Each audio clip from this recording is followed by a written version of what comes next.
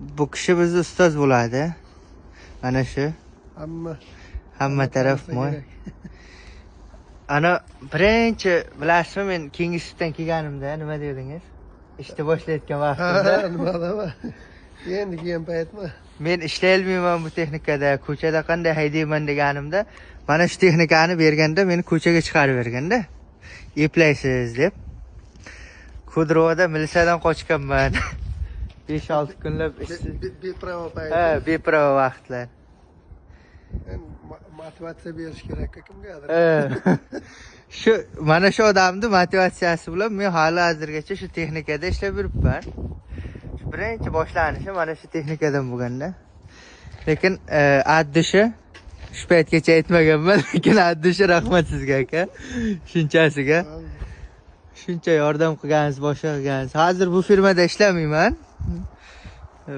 Sabablari bu nachalniklar bilan kelisha olmay chiqqanman. Bu akamiz bilan svezdamiz har doim.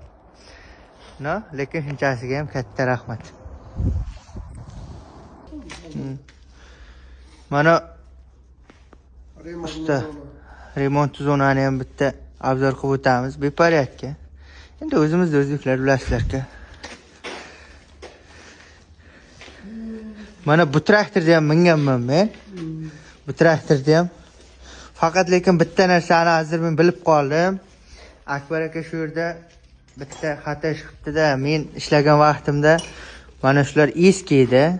Hozir yangi shotka qo'yib berdi orqasiga. Hech qancha ishlamadi bu shotka. Men ishlagan vaqtlar buni balon sirib ketsa, balonlarni almashtirib, короче, yamab berardi-da bu traktorda menga. Lekin men shunday ishdan ketgandan keyin bu yerdan mana yangi shotkalar qo'yib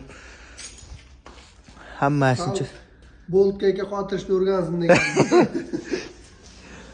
Haqiqatan lekin hech narsani bilmasdim, bilasizmi kelgan paytda.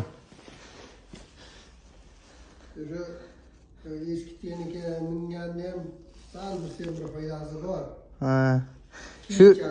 Shu yerga kelib moyga botganman. Kılıç ishlashni ham shu yerda o'rganganman-da. Ana Chingiz aytadi-ku, meni davrimda mazza qildi, men davrimda yaltillab turardi bu.